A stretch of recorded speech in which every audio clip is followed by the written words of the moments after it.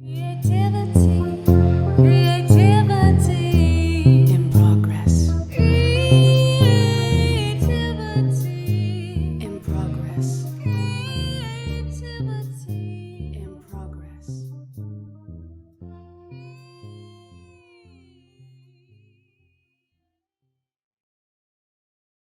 Ethan, go. Hello, and welcome to Creativity in Progress. As always, I am your host, Ethan Murphy, and I am joined by my beautiful, lovely, extremely gorgeous co-host, Nathan Beatty Jr. Nathan, how are you today? I'm doing good. You can tell how sexy he is just by his voice. Hello. And the one who puts it all to shame, even more so, is our even lovelier co-host, Ariana Orner. Ari, how are you, my friend? I'm good too. Shame. Shame? Oh, Shame. she's wagging her finger at us and hitting us in the face with a newspaper. Well, happy Monday to all you guys in this post 4th of July world. Just a little refresher up top. I watched Hamilton for the first time. Oh, nice. Plus, because of, and on that 4th of July, I can't say anything about it now because Nate and I will talk about it later on. But I will say this much: Thomas Jefferson. Yes. Ari, have you seen that play or the production not. on? Now that it's up on Disney Plus, I've been meaning to watch it. I just haven't because I don't know what living is anymore. As much of the world no longer does. But yeah, I will get to it. And I've listened to the soundtrack. I know obviously the story, but I haven't Oh, okay. Yeah, so I had never listened to any of this. I listened to a couple of clips that Nate played for me back in the. No, I haven't listened to the soundtrack at all. But I listened to a couple of clips that back in the day Nate played for me, and that was it. So, Yeah. Oh, you're gonna have to tell me what your favorite songs are and stuff. I can neither confirm nor deny anything about songs or favorites until after Nate and I talk about it. Yeah, but I definitely will. And for those of you who are wondering why we can't talk about it, so Ethan and I have another show called Noobs in Progress where one or both of us, we watch something and one or both of us haven't seen that thing before. And this week we are doing Hamilton, and so we haven't sat down to record our thing yet. So I'm really anxious to hear what he thinks of it because I'm like, I'm really anxious to share what I think of it with you. Likewise. Okay. Well, right. Tell me this much before we get started. Did it at least land on the like side? Like, did it, or did it land on the you didn't care for it? What I will say, because I really don't want to end up saying too much at all, is I had a smile on my face the entire time. Oh, good. Okay. And I'm sorry. Anyway, Hello. Please. Well, I just want to make sure it wasn't a sarcastic smile, like it wasn't an ironic smile. You weren't hipstering the smile, were you? No. I can't hipster in the paint for 2 hours and 45 minutes. I can't. I'm not that good. I'm not our mentor Andy Davis who was there all day. But on those horrible inside notes, I suppose we should get to work. Yes. Let's actually. If anyone is still listening to this, why? But for those for other reasons. What this show, Creativity in Progress, is basically Ari, Nate, and I are your parents, and we're telling you a bedtime story that we're making up on the fly. Well, not literally. But although if all three of us had a kid, they'd be okay. They wouldn't be ugly, Ari. Jesus. I don't even know where this is going. Nowhere. The answer is nowhere. Is that a riddle? Is that easy? Nowhere. But so we are your parents, Ari, and we are telling you a bedtime story that we made up. The way this bedtime story is being made up is that we are going to roll die to determine the genre of the story. Then we're going to do the same thing for the setting, the time, and the character archetypes. And we are going to actually all three of us are going to kind of in a writer's room, digital writer's room, so to speak, make up a story for you. We're going to go through the first act and some change this episode, and then next week we'll finish it off. All right? Sound good, guys? Hell yeah. Yes. Right on, right on. Yes. All right, Nate. If you would do us the luxurious honors All of right. rolling the die. All right. Well, let's pop over to that, and let's get the die. Okay. So the first one is a D10, correct? For genre. So yeah, so it's a let me see here. It's usually is a D10. We only have I think 8 up right now. Okay. All right. That's fine. I can throw a D8. Okay. Okay. So I'm throwing it now. Mm-hmm. It is a 6. Crap. Okay, so so 6 is adventure. 6 is Ooh. adventure, but we did adventure. I think it was 2 weeks ago. That's Yes. because I didn't swap these out properly. We can either go with adventure again, or I can swap it out real quick, and we can go with something else. We can Let's swap it out. roll again and then choose between the two. Okay. That's Okay. a good one. I like that. All right, I'll go ahead and place something else in there real quick and see if it comes up. Okay. Well, I did. I just rolled again, and it was 4, and it was sci-fi. Okay, so I'd rather go with sci-fi if we could. We did just do we did space last week. Yeah, Is we did space. space. Yeah. Okay, do you want to But not go with sci-fi? well, the one thing I will say though, even though we did just do space, we didn't. It wasn't very spacey. Like it was. That's No, Yeah. it wasn't in space. Yes. It okay. was- Yeah, then let's do sci-fi. Okay, Okay. all right, sci-fi. All it is. All right. And- Okay, so Okay. I'll go ahead and put that in, walk that into. Okay. All right, And- Nate, and All right. So now we're doing a. Hold on. Doing a D10. Is that right? yes, Okay. it's 6. for the setting. 6. Yes. Big city. Ooh. Big city. We have not done Oh, that. okay. We have not done that. Okie dokie. I'm liking this. I'm liking this. Yeah. Shoot, this is not the one. Okay. Okay. All right, hold on. Let me. Sorry, rolling with new with new toys. Got new toys, and I've got to remember how to fix them. So it's like, oh, geez, okay. It is okay. We have a little bit of ring rust, but we're gonna get there. Oh yeah, we'll get there eventually. All right. Okay, and then and okay, yeah, the next one for the time is just 3. It's always Okay. just 3. yeah. So I'm gonna throw a D4, and then if we get 4, then 3. Oh, And 3, of course, is that the just- future. yes. Future. So it's perfect. The future. Well, I mean, to- It does work. Yes. Well. Okay. Okay, and then the last one is kind of bananas crazy.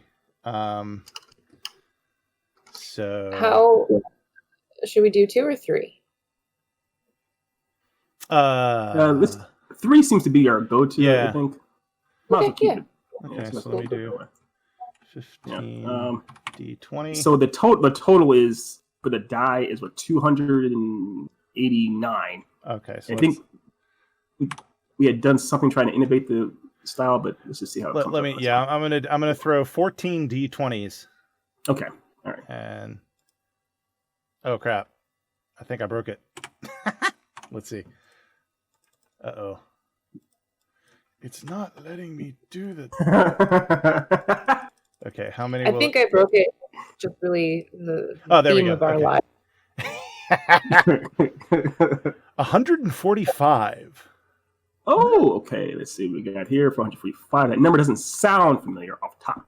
Yeah. It doesn't sound familiar. So it is familiar though. It's master.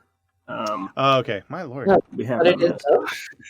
You know what we need to do to even for because you know the reason why we keep getting in the middle, it's a whole law of averages thing. It's the bell curve. Yes, You know, pure that's the law reason of why we keep in the averages. middle. So what we need Yeah. to do is we need to like actually jumble up the character archetypes themselves, so that way Yeah. we get that extra Yeah. layer. Yeah, So I'm gonna I throw agree. again. Well, here's the thing. Since we're rolling 3 times, what if we just do the first roll is for like 100, and then the second roll is for like 101 to 200, Okay. and the last roll is for like Okay. Yeah, we Yeah, I could can try do that. I could do that. Why not? Yeah. So let's okay. So let's do instead of let's do so 1, 2, 3. Okay. All right. 32 is for the first character. oh archetype. baby. Now that's definitely never been done before ever in life or history. Yeah. Oh, and it's champion. It's champion. Ooh. Okay. There's a lot of fun stuff with that. Okay, so I'm gonna put that in the notes. Champion for our first archetype. All right, and then we're rolling again for the next set. Yeah. Okay.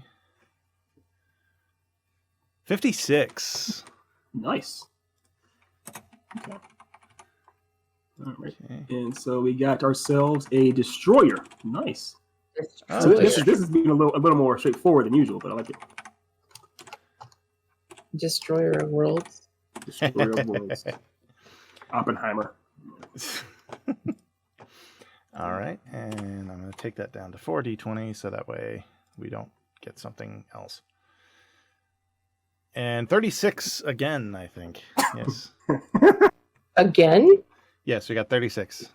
Did we get That, 36? okay, so yeah, we got 36. The 36 was the first one we had. I swear, I'm using different die rollers. No, I swear. actually, no. I'm sorry. 36. We had 32 before, so 36 is new. Okay, Right. yeah. But You're we're right, we're I'm in sorry. a different set of the Yes, thing you're anyway. right, So, my bad. so which one is It's this? clown. It's Clown? clown. Yeah, literally clown. Nice. So I'm thoroughly amused that you. I mean, no pun intended. That you chose that one. Yes, I love that. That's hilarious. Awesome. Okay. So, and we're all set. Yes. I'll go ahead and give a quick recap on everything. The genre we rolled for is sci-fi. The setting is the big city. The time period is the future. Archetype number 1 is a champion. Archetype number 2 is a destroyer, and archetype number 3 is a clown. All right. And I phrase it as for the archetypes, even though we've had it before where one character could embody more than one archetype. That happens. Yes. All right. All right. Now, so this genre of sci-fi, some quick ideas that, just spitballing here. Sci-fi typically is a way of analyzing our current world through allegory and satire and things of that nature. Mhm. Do you guys want to try to do something like that, or do you want to go full escapism and do something completely different? I don't know yet because we haven't really come up with a story. Yeah, it's hard, I guess, to phrase it that way. Depending on things. Yeah. Yeah. Okay. I think I'm in agreement. So I think we got to do a little bit more exploration, I guess. Yeah, that's fair. Yeah, that's fair. So, all right then. Well, what's the first thought you guys had after having the list of the archetypes? Champion and destroyer, a clown, and in the big city in the future. Honestly, it's so overdone now, but like the clown villain, like the Joker, Kefka, Soka. Kefka. Final Fantasy 7, Final Fantasy 3, whatever. Yeah. Well, what we could do then, since you called out how overdone it's been, what if we subverted that and had the clown as the hero, essentially? I mean, he doesn't have to be literally honking his nose and that kind of stuff. He can just be someone who is the more playful, kind of a clown champion, clown. And the clown doesn't even have to be the champion. The clown can literally just be our character. I mean, you could almost the genie is considered a clown, but he's not really a champion. So my question is, if we do a clown main character, which I would be totally into, how does he fit into the sci-fi setting? The first thought I had, it is a little tropey, but the first thought I had was if he's a clown and he's in a sci-fi world. You and I know Ari and I, we watched together that trailer for Cyberpunk 2077, and pretty much if that world was the sci-fi future in a big city, which it pretty much is, a clown could be like someone who is more or less, if the society is already broken, the clown could just be someone who's found a way to get by or get ahead with a kind of, unique personality, who's able to kind of laugh at the chaos in the world. He's not necessarily evil, but sorry? But not an asshole? Right, not an asshole. He's kind of charismatic and kind of fun in a way. He can almost be the life of the party without being, the Joker. He's not killing people. He's just having fun with things. It's almost like he's like a Ryan Reynolds type, not Deadpool, like a Ryan, like What if, literally in Van Wilder. What if this is very Blade Runner? Well, the setting in my head is very Blade Runner, but what if like the clown, like it's literally his job to be some kind of jester on the streets? That's how he makes his living, Yes. and then he gets wrapped up in some shit that goes down. Absolutely, I like this. Okay. So even as his profession, he is a literal clown. Yeah. He is a charismatic, fun individual, sure, but he actually, as his profession, he is literally a clown. That's how he makes his money. I mean, and it helps his profession. He's like probably like a street clown. I don't know. Where kind of like a bard almost. Sure. Mm-hmm. I'm seeing, just for the sake of it, I'm seeing a Paul Bettany type. He was Like a bard in Knight's Tale. No, because I'm not saying Paul Bettany. I'm saying Paul Bettany, because if Paul Bettany was a bard in A Knight's Tale, he was the life of that's the why party. I said, He was down in luck. Chaucer, because he played Chaucer in A Knight's Tale. Yes, he was. Yeah, you're right. Yeah, it's Chaucer. Yeah, exactly. Kind of like that. So he's not a clown as far as a buffoon. He's a clown as far as he's entertaining, and he is still the smartest guy in the room, but he's also the most entertaining, funniest guy in the room as well. Right. Okay, so I'm saying street clown working hard on the streets of the city. Working hard for that money. So hard for the money. For the money.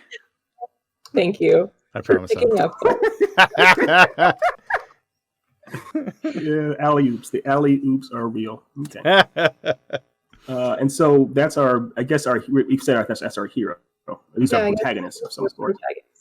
Our hero protagonist for that Snow Crash reference. Yes. And I guess the way I was seeing it was as three individuals, that the champion is someone who has a life of servitude in a different manner. Like if let's say that there is a big, Astrodome that people fight in or what have you. This champion is someone who is an incredible athlete that has no choice but to just to fight or something like that. He's not evil or bad. He's just does what he has to survive too. Both the clown and the champion are both just survivors doing what they have to do. And the destroyer is actually the one who is actually in charge of everything. He's the real eye in the sky, to go with the Blade Runner reference. He's the man behind the curtain pulling the strings or something, or her, she is, whatever. Let's have the champion be a woman, because I want more punchy ladies. Sure, that's fine. And that would be an interesting contrast, I think. And the destroyer. So, like, my immediate sort of thought was like, all right, so what if the destroyer is not human? Say it. Yes, thank you. I was like, say it, please say it. That's definitely what I wanted to. Yep. For those who don't know, Ari and I share a brain, and it rears its like linked. Yes. So yes, that's what I wanted to. And we don't have to. The audience doesn't have to know that the destroyer, or even the people in this world, the champion and the clown, what have you, don't have to know that the destroyer actually is a AI or some kind of program or what have you.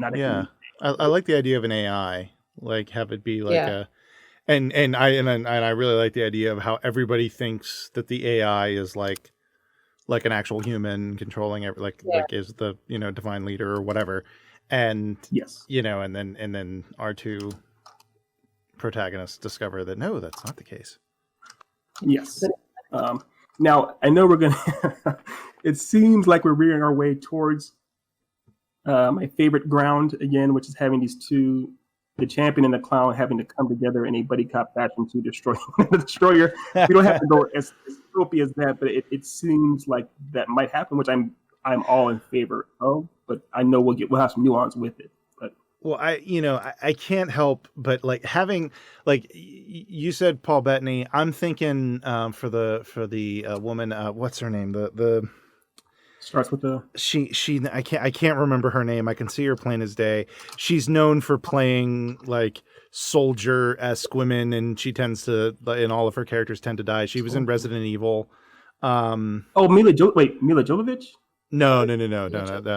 She's. You mean what's it called from Fast Furious? I think Michelle so. Rodriguez. I think yes. Oh, yes, I know who you Yeah. are talking about. Yeah, Michelle Rodriguez. Is that what you said, Yeah. Ethan? Yes, Michelle Yeah. Rodriguez. Because she was Resident Evil, and she is not. Yeah.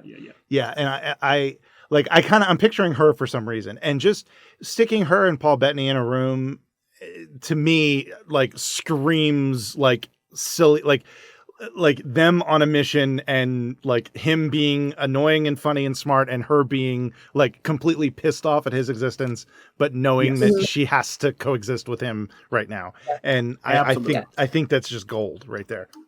I couldn't agree more, because it does play. I mean, it very much is a yin yang situation, and there's a lot of they're complementary in just the right way as far as their personalities. So yeah, I'm 100% in favor of that. Ari, do you deny us this joy, or are you? Do I deny you this joy? I hate everything about it. In fact, I kind of love it a lot. So Awesome. Okay. All right then. So now that we have the table set with our characters, what they're doing, their personalities, things of that nature, the next thing would be to, as you mentioned at the beginning, that the clown is on the streets working so hard for his money. We have to set up a scenario in which either the destroyer would want to bring the clown in to face the champion, or if the clown would bump into the champion on the street, or there'd be some way to get these. Yeah, I love the idea of this clown accidentally pissing off the wrong person, maybe making fun of the wrong person, and then that person is like, all right, you need to go into the gladiatorial ring because you suck and I don't like you. Yes, absolutely. Okay. I like that a lot. Actually, that's all it takes. How he would survive it.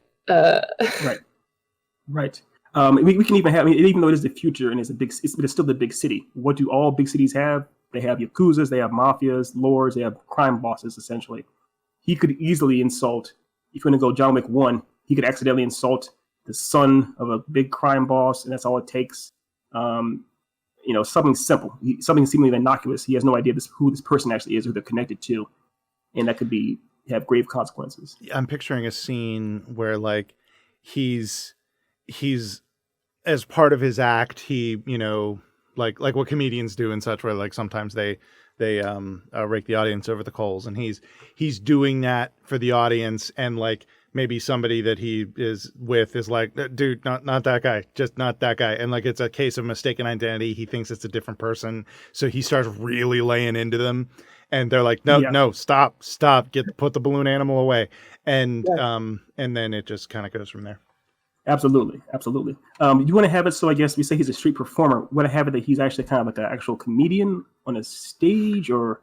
I just use that as an example. It could be, because clowns do it too, in circuses. Yes. Yeah. Gestures, I had this image of him like out amongst the audience, sort of directing all attention to himself, moving to and fro, making fun of people. But maybe with physical comedy, kind of like a mime as well.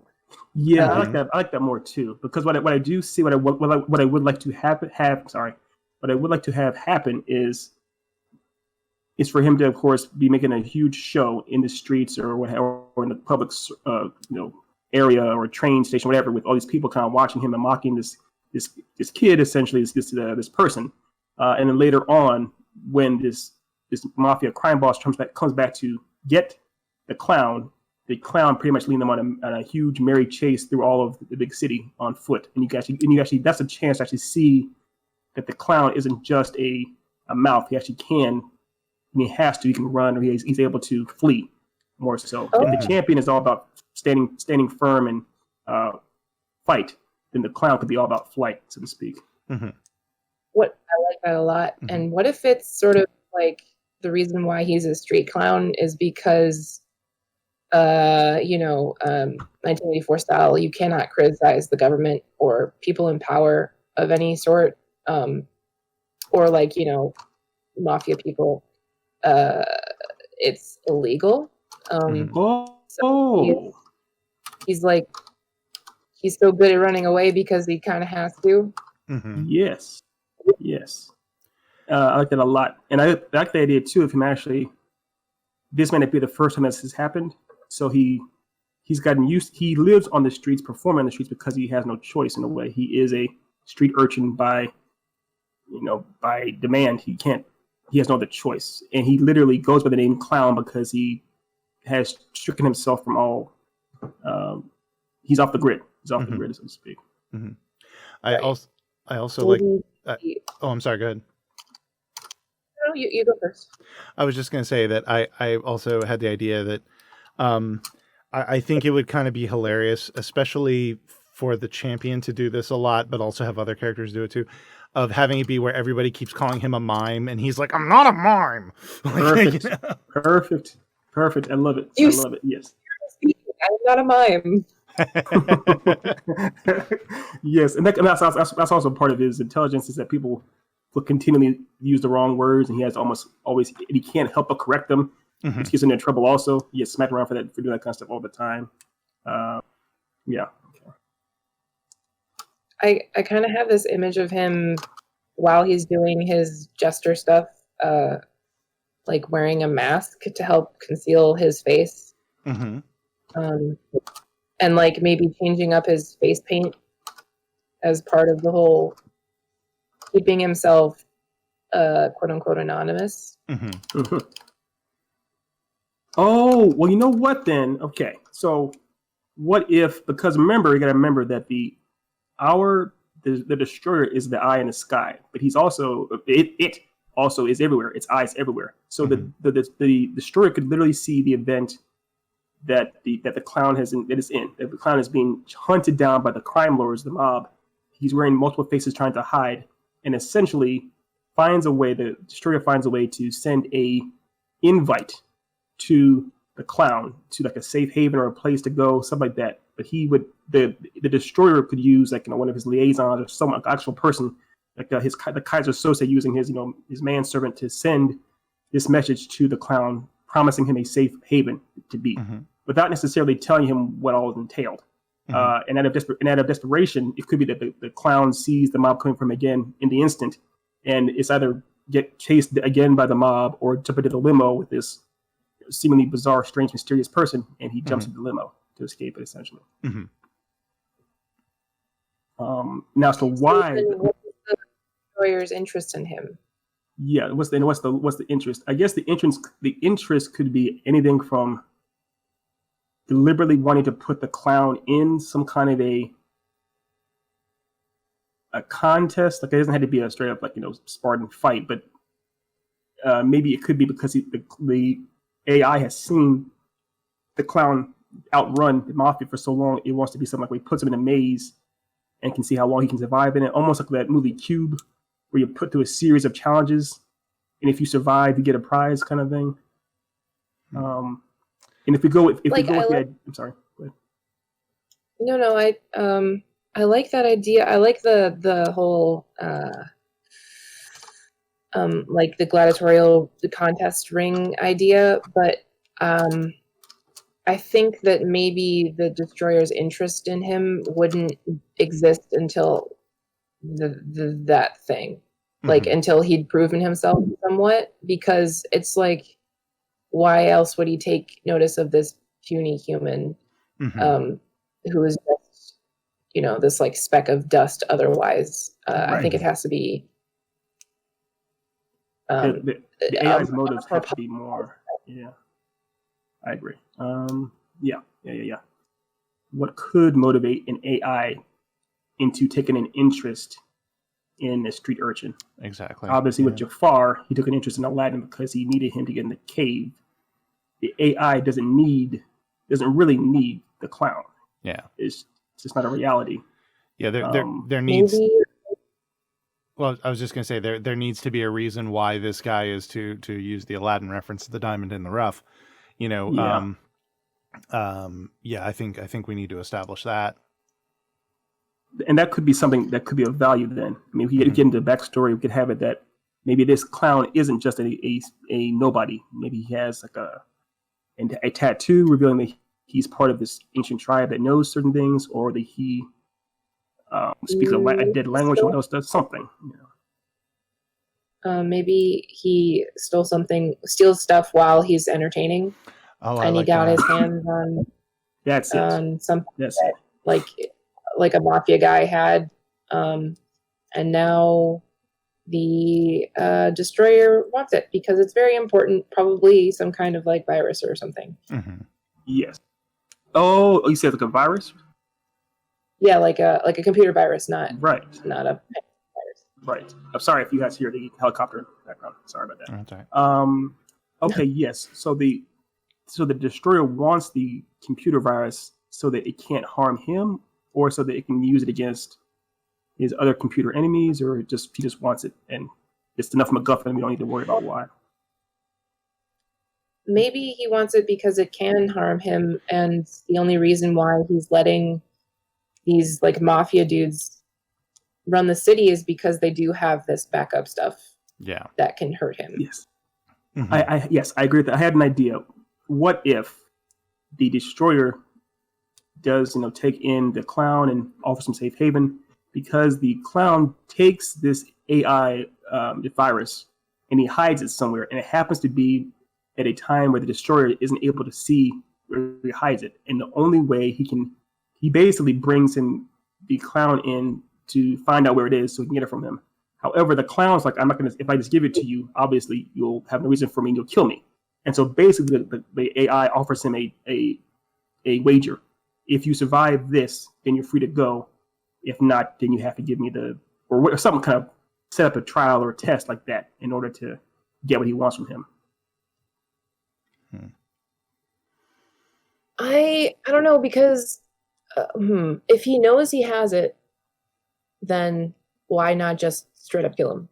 Mhm. Yes, but then also I guess the thing is, if the destroyer takes in this clown that has the virus, if he has the virus on him, once the destroyer takes him in, he'll just kill him anyways because he has what he wants.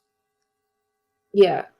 So it might be that he doesn't know he has it. Like, okay, so all right, just come with me on this journey. So he's in the streets, he's entertaining, stealing, just picking pockets, and he comes across this like yakuza mafia guy, and steals whatever he has. Notices that he's like acting shifty, and that he's like trying to hide something. He's like, you know what? That's my target. So he goes and pisses him off, and while he's pissing him off, steals his stuff. However, doesn't know he's mafia, and he, like, a bunch of guards or bodyguards like appear and like take him. Or maybe there's like a little chase scene where he thinks he's escaped and really hasn't so much. Maybe during that chase scene he's able to hide whatever it is, so that he realizes maybe I'm going to get caught, so I shouldn't have this on my person when I'm caught. Right. So he hides it, and nobody but him knows where it is. And the mafia is like, you're coming with us, and we're going to throw you into our little, rigmarole of death. And he's like, all right, cool, sure, all right. And then while he's in there, the mafia guys realize like this really important thing is missing. Mm-hmm. Mm-hmm. So he still has to go through it, but he's the only person who knows where it is, so they can't kill him. Oh no. And then like it gets out. Maybe that's what I have so far in terms of like why he suddenly has everyone's attention on him, and why the champion chooses to help him escape. And that's what I was going to say that, because also recalling, the champion helps him escape. Yeah. Well, that's okay. Well, one thing that I was going to throw out there is, I don't think we need to connect the two of him, in the minds of the destroyer and the other like yakuza folks. I don't think we need to connect the being offended and getting thrown in maze of death and stealing the thing. I think that the reveal to them that he has the thing should happen later.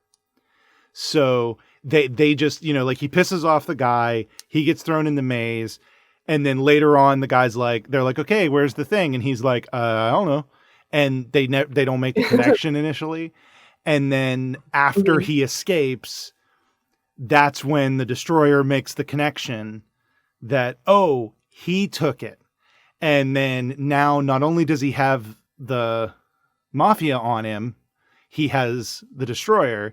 And I think the champion, I think almost like the idea I had is almost having it be where the champion is also in the maze of death for some reason, and she's escaping, and he just happens to get caught along in that. That's what I thought too. Yeah. Oh yeah, that could work. I like that. That's what I wanted as well. Yeah, they're both trying to escape together, and they end up. Yeah, it's not that. Yeah. And now it's a good like meet for them. Right. Mm-hmm. It's a meet cute. I know. So yeah, sorts for them. Right. And the destroyer now thinks because of that, the destroyer now thinks that the champion is also in on it. So she becomes a target. So now she's like, okay, now I have to help you, you little pissant. Yeah. You know. Right. Yes. Otherwise she'd be killed. Mm-hmm. Okay. So this just to. No, I can't. That's very Michelle Rodriguez. So just to rewind the tape just a bit here. So the idea that you have, Nate, if I'm understanding this correctly, is that the clown is running around, scampering through the city. He pisses off the mob, and the mob the audience doesn't know that the clown somehow manages to steal something from him. All we know is that the clown has insulted the. No, not us. We see. So here, let me do the idea again. So he's clowning around, and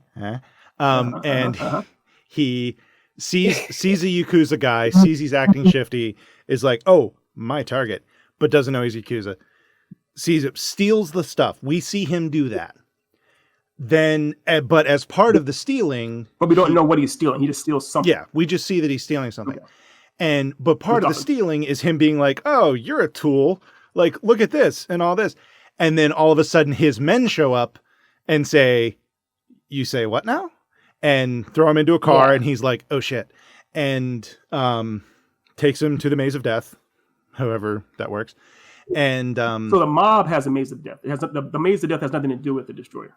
Yeah, well, yeah, like it. Yeah, it could be something to gamble on. Like sci-fi big city where the mafia control a lot of it because they have like some sort of thing that can destroy or like, I see. Okay. Destroyer. They're gonna have like a bunch of illegal shit happening, and one of them is an underground fighting ring of some kind. That makes sense. I like that a lot. Okay, I'm sorry. There was one that I had disconnected. So I like the idea that essentially the mob had power over the destroyer itself with this virus, and the destroyer was trying to, in some way, possibly get it back from the mob, and was failing. And you can even have a scene where you see the destroyer kill off the mob. The leaving is killed off anyone who had the virus, but because our clown escapes the maze with the champion, the destroyer, as it searches the house, the mobster's base and everything else for it, realizes that it isn't there, and the only two people that have survived are gone, and obviously one of them must have it, kind of thing. Is that right? Okay, I got you. Yeah, I actually like the idea. I had originally had it where the mob persisted, like it was, but I like the idea that you added of having the destroyer be like, okay, let's meet, let's negotiate, and then you're all dead, and then thinking that it solved the issue, and then it's like, wait, crap, my stuff, what I wanted isn't here, and then it connects the dots because it's because it, like you said, it has all this data that it can have access to and whatnot. Right. So it ends up being that what's the one thing worse than having the mob chase you through the big city in the future? It's literally technology, because it's the entire city is chasing them through the city. Yeah. Okay. Cool. But the clown has an advantage because all his life he's been dodging cameras. Exactly. Exactly. And the champion has no such skill because she's been performing for cameras all her life. Well, quote unquote, perform. Right. She's basically property of the mob for Yeah. I like that. But she knows all like the backdoor shady shit. She knows criminal activity. Yes. Yeah. She knows criminal activity. Yeah. and she also can handle stuff in a fight like nobody else. That's the idea. They Mhm. again, like you said, the clown only knows how to run. The champion basically only knows how to fight, and the two of them, of course, can learn from each other. But that definitely helps having someone actually help him fight for once. Okay, Yeah. cool. All right then. So, and also what we talked before about audience privilege, or what the audience will know as far as the story develops. Obviously, when things start off, we see the mob trying to negotiate a deal, possibly, or that the mob has this powerful item over someone. We don't know that this someone, the destroyer, is in fact an AI. So when we hear this, the idea that it may be a phone call or a monitor, like a video chat thing, as far as like let's negotiate. I imagine, because I saw the movie Eagle Eye, and it's voiced by Julianne Moore. I imagine that this person on the monitors looks like Julianne Moore, saying, let's negotiate this stuff. You have a very important item of mine. They go to this warehouse or garage in typical fashion, looking, and the mob wants to, of course, ambush this person or get money. And they go there, the garage or warehouse is empty, basically, and out of nowhere, like a trap goes off and pretty much kills all of them, all the mob or something like that. Or the idea that because there is no actual being that the destroyer is, the AI is able to kill off the mob with great ease, essentially, trying to fight an invisible enemy. Yeah. Well, yeah, because think about it, the AI, they put in, like, hell, the AI could actually send their people there and tell their people, yeah, go there, negotiate the thing, and then the AI just explodes it, because AI didn't care, No, it doesn't. That's the idea, because it is, again, we're playing with the idea that at this point, even at the midway point of the film or story or movie, whatever, the book, the audience won't know that the destroyer isn't a person. They're going to find, if they'll realize essentially at the same time that the clown and the champion kind of do, that there isn't an actual being. It is AI itself, and I'm not sure when they'll find out that they have that the clown himself actually has the virus on his person, what it's for, but we'll get to that later. I actually really like the idea of it being like, so the idea of like that explosion happens or that thing happens where they all die, then that introduces in the audience mind, oh, there's another player involved. Like, exactly. what's happening bigger here? Yeah, like a bigger player, like what's going on? And then there's a reveal later of like, oh no, that was me. Like, just because I don't care. Yeah. Right. And what would be fun too is that if we have little reveals where from time to time the AI is going to talk and maybe even try to reason with the clown and the champion in various ways, or have one of them held hostage, saying, if you don't give me what I want, I'll take this. So we'll have various ways where that quote unquote the Hal of the story is talking to the Davids of the story. But it'd be fun to kind of just show how all encompassing and all powerful, basically omniscient this AI is, and how it'll seem that much more hopeless that these two characters can survive or get away in any fashion. It makes me think of the whole concept from Speed of shoot the hostage, but in like but like in a nefarious way, where like there may be like one point in the story where like the champion and the clown, like you said, take somebody hostage to try to get the destroyer to back off, and the destroyer just kills the hostage, and they're like, what? Oh, yeah. Right. Yes. Yeah. I love it because it is, again, we're dealing with an essentially amoral entity. So it's hard to, how do you negotiate with something that doesn't really care one way or the other? Its only objective is to get what it wants, and obviously once it gets it, there's no reason to have you around, so it will kill you. And we've established up front that it has no problem killing with great ease. Well, yeah, you think you have a character like this that like can do the calculations, like so quickly to basically be like, okay, well, if I let like this, they've taken a hostage that is useful to me, but how likely is it that I can find somebody to replace this? Oh, well, that's a 1 in 4 chance I can find somebody that can be just as useful. All right, boom, isn't worth it. Right. Excuse me. That's that's kind of creepy when you think about it, you know? Absolutely. I love it. I love it. Okay, and that's a fun thing to explore as far as the lengths that this AI is willing to go to. Where it may literally, like a topple a building in an attempt to crush them, killing hundreds of people, or it may avert all traffic lines to just one lane on them or something like that. It can do anything it wants to because it's a futuristic world. Technology is everything. It'll be very hard for them to try and stop it. And part of the story could be them trying to figure out who's controlling this AI, if it's a computer or whatnot. And we could even explore the idea that this AI was built originally by the people who made this city, and they're all dead now, or it killed them. So it's free reigning. It's like a full-on version of Ultron that has no one runs it. It is what it is on its own volition. Yeah. I'm going back here a little bit, making sure I get this. So the idea we have is that the clown unknowingly bumps into a crime lord and picks his pocket. And the crime lord or the mob sees it as an offense that he bumped into him. Then they throw him into the ring, into their fight pits because he's touched him, basically. And then, of course, that's where the cuts off. Yeah. Can't touch this. So I guess as we get towards the end of wrapping this up, where do you think once our champion and our clown manage to escape from the mob's fight pits, they're going to have to need some kind of a safe haven or a place where they believe they can converse without being worried about the AI seeing them, destroyers seeing them. In the future, where is a place that theoretically there'd be no AI?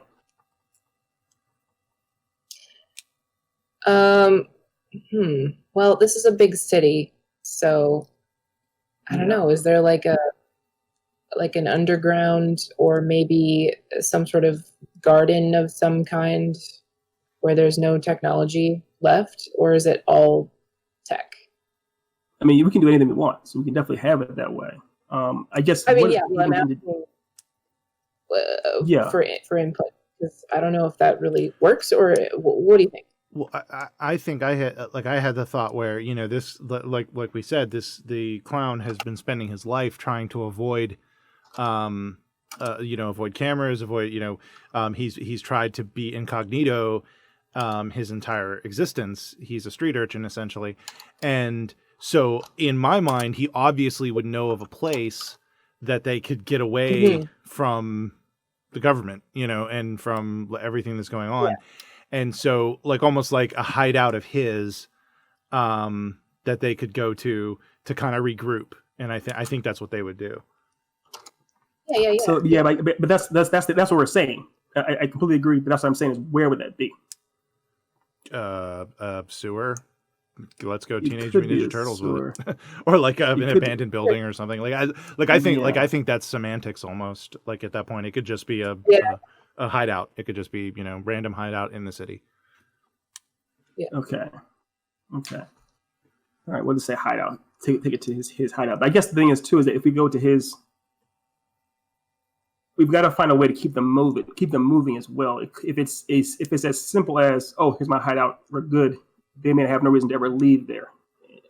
We have to find a way to get the AI to either find them or motivate them to leave the safety of his hideout.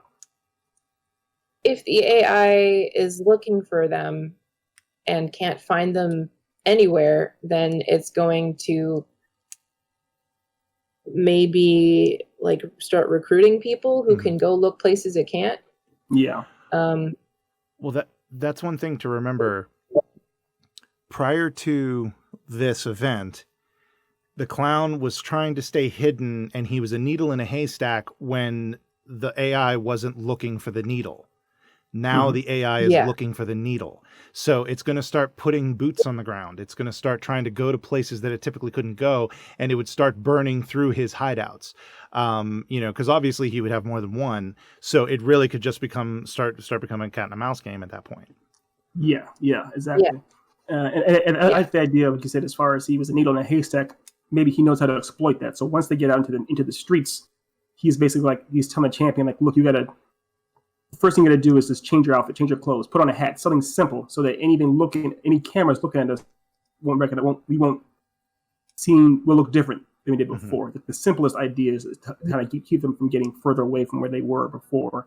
And like you said, once they get to a hideout where a place he knows that doesn't have cameras, or a place that's so broken down, or the projects or ghetto that there is no AI there, essentially they're able to hide for a while. And then it's a cool idea, of course, that the AI, the destroyer, does employ, hit squad to go after them in some way, and that could kind of flush them out. Yeah, like a Jason Bourne situation. Right. A whole bunch of Blackburn and agents and stuff like that. Yeah. So it is. Yeah, that definitely works as far as in the interim. Once they get out, just trying to go incognito as much as possible to their safe houses, and then of course until they're flushed out. That works. And I guess part of what it is too, because this is in a lot of ways, this is still a mystery. We know what the clown stole. The champion and the clown have no idea what's going on. They have no idea, even if they have the file, because this technology could be a file of some kind, or thumb drive. They don't know what it actually is. So part of the plot is them trying to figure out what it is they actually have, and trying to figure out what to do with it. So that could also lead them away from the safe houses to try and get an answer to this thing. Ooh. So what? Say it, Ari.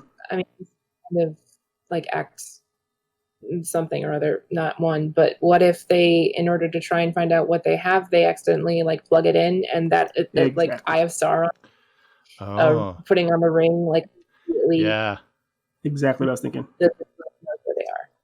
Exactly.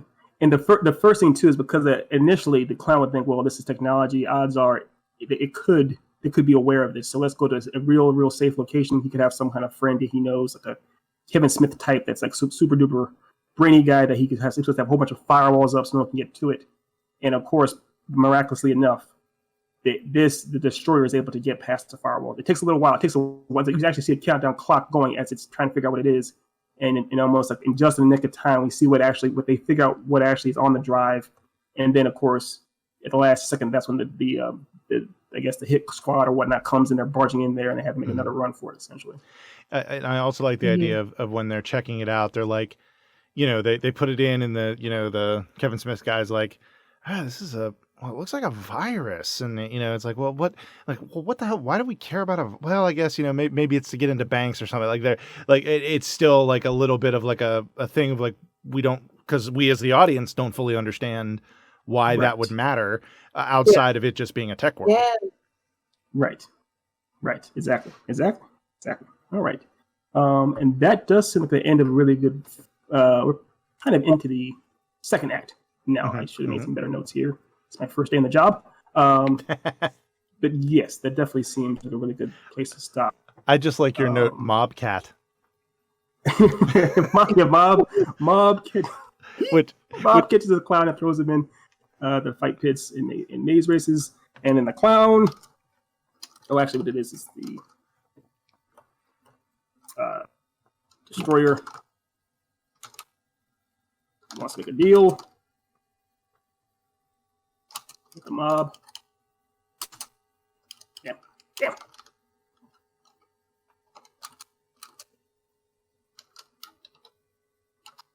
Let's call it the drive. For the drive.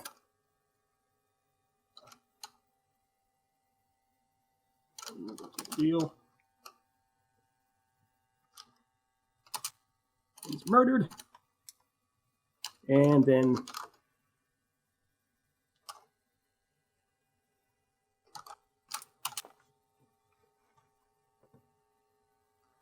ape. All right. And the back to one is him on the run. Run. Go.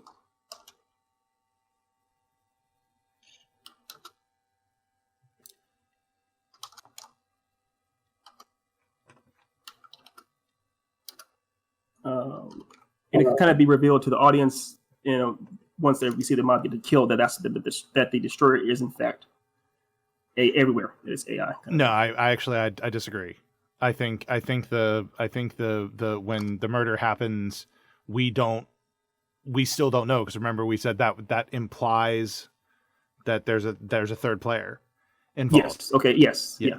So they, as far as I know, there's we're seeing things mainly from their point of view, I guess, too. So all we know is that the clown and the champion are on the run from a third player. Yeah. Well, from the destroyer. And now Yeah, we from the have Destroyer. but somebody blew up the mob and the Destroyer's people. So who is that? Who is that? And we assume that they're after them. That whoever that third party is after. or Arguably, is obviously after them. and potentially an ally. Like that's the other thing. Like because it blew up the bad guys. So we're thinking, oh, well, was that the clown and the champion, or maybe is there a third player that we don't know about that's actually a good guy? And then have that be a reveal later that it's like, oh wait, no, it was really the Destroyer. Yeah, no, there's no no Deus Ex Machina happening for you guys. Sorry, Right. And I think part of it is we're going to have that maybe that we'll have it that the champion, one of them would have to be more naive than the other. It's unlikely that the clown will be that naive since he grew up on the streets and is very poor or whatnot. But the champion would be that naive either if the champion is like, I've been a property of the mafia my whole life too, or for a long time. So I don't know that either one of them would be like, oh, this person could be an ally, or they might be. Well, I don't necessarily think like I'm thinking on a meta level. I'm thinking them for both of them to be like, okay, who just did that? And like for them to be confused, not necessarily like, oh, we have an ally. Like I think it should be like, what's going on? And then we as the audience, like, because that's going to be implied. It's like, oh, somebody just blew up the mafia and the Destroyer's people. Who is that? Like, are they on the side of the protagonists, or are they like, what are they? And I think it needs to be on a higher level than that. I agree. Okay, that makes sense.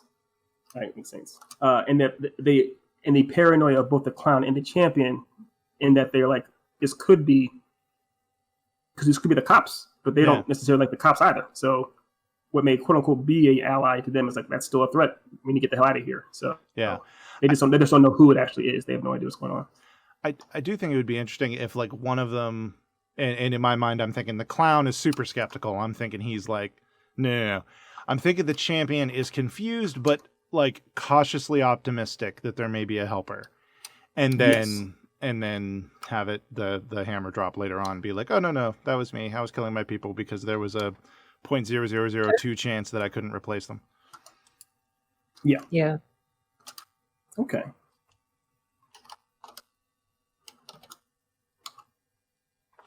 Oops, all right. Yeah. Perfect.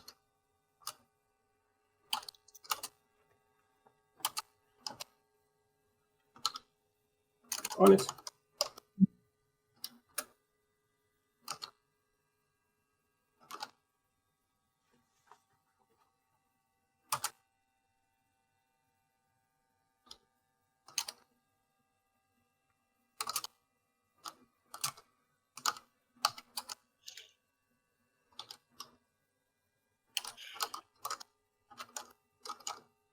Yeah, that's good.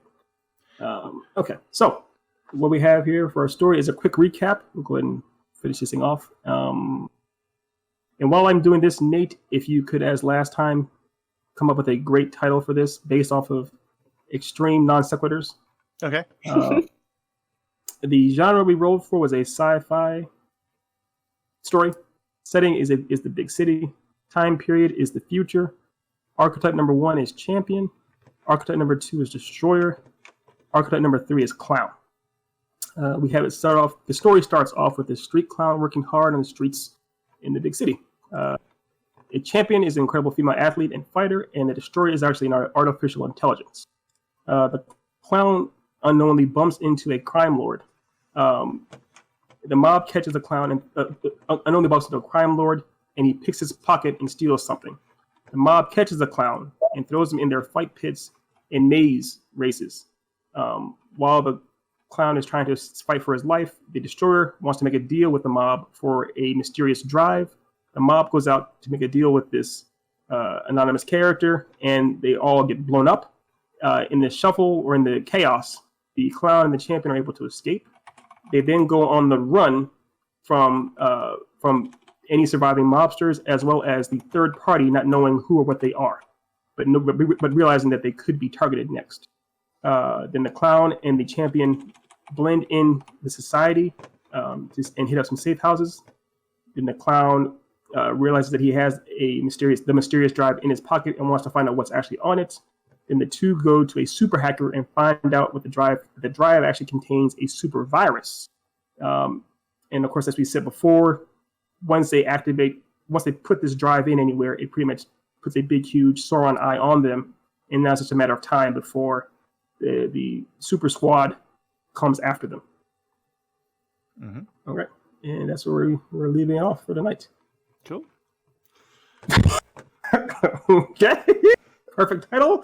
For those of you who do not have my eyeballs, the title that Nate Beatty Jr. III came up with for this story is When Mink Met Ifrit. It makes all the sense in the world. Yeah, just a random word generator is essentially what I'm doing right here. It actually makes more sense than you might think. I mean, that could be the name of these two beings. I could see the clown being Ifrit and and not to say, I really dig that name for the clown. Yeah. I like it. I I actually want that title. When Mink Met Ifrit. Yeah, I like that a lot. I mean, it's a little bit rom-com-y, but I do like the names. Right. This is my kind of rom-com. With going some sex and do. All right. Now it's the time for my favorite part of the show. It's the part where I get to see what Ari drew. Let's see here. Oh, baby. How to make her screen bigger. Oh, there we go. There we go. Beautiful. Okay. All right, Ariana, if you would please do us the honors of describing what you drew. Well, okay, on the left is the clown, aka Ifrit, aka the clown.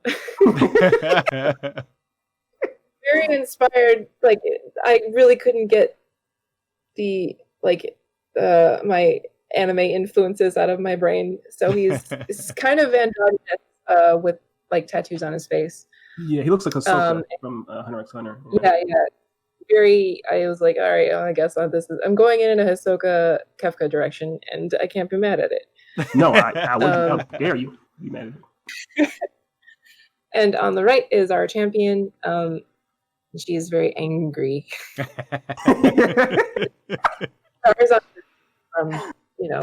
Fighting. Uh-huh. Mm-hmm. I like her entire description is angry.